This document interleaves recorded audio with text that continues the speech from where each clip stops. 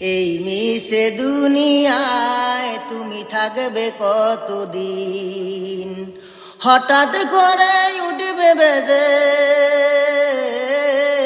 হঠাৎ করে উঠবে বেজে চলে যাওয়ার দিন। এই মিশে দুনিয়ায় তুমি থাকবে কতদিন। এই মিশে দুনিয়ায় তুমি থাকবে কতদিন। এ দুনিয়া মিশে মায়ায় আসো তুমি ডুবে, একবারও ভাবলে না তুমি চলে যেতে হবে। এ দুনিয়ার মিশে মায়ায় আসো তুমি ডুবে, একবারও ভাবলে না তুমি চলে যেতে হবে। কি হিসেবে দেবে তুমি, কি হিসেবে দেবে তুমি সেই বিচারের দিন।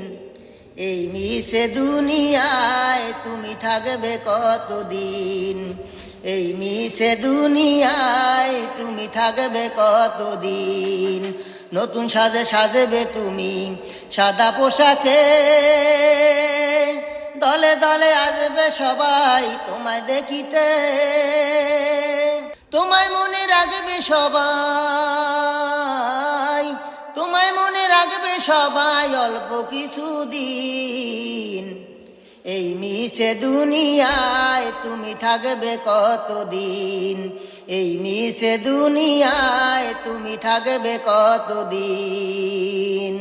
এই যে হিন্দু ধর্মাবলম্বী এক ভাইয়ের মুখে ইসলামিক একটা গজল শুনতে পেলেন, এই গজলটি আপনাদের কাছে কেমন লাগছে কমেন্টের মধ্যে জানাবেন। অত্যন্ত সুন্দর। এই গজলের কথাগুলা একদম সত্য, যে এমন একদিন আসবে যে দিনে আমরা এই দুনিয়া থেকে চলে যাব। দুনিয়া থেকে চলে যাব মানে আমাদের দেহ থেকে আমাদের প্রাণটা চলে যাবে।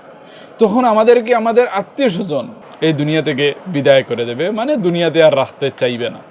এটা কিন্তু আমরা সবাই জানি। এই দেহ থেকে আমাদের প্রাণ সবারই যাবে। তখন আমাদের নাম হয়ে যাবে, আমাদের মাইয়াত নাম হবে। আমাদের যেই নাম ছিল দুনিয়াতে ওই নামে আর আমরা পরিচিত থাকবো না।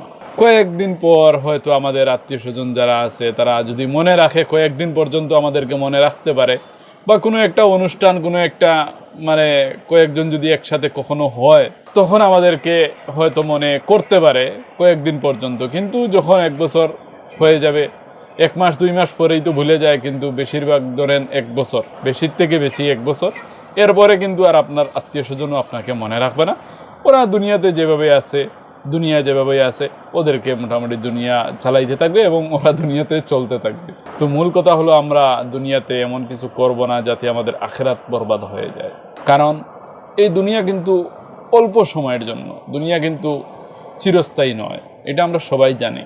তারপরও আমরা দুনিয়াতে অনেক কিছু করে ফেলি, তো অনেক খারাপ কাজ আমরা করে ফেলি।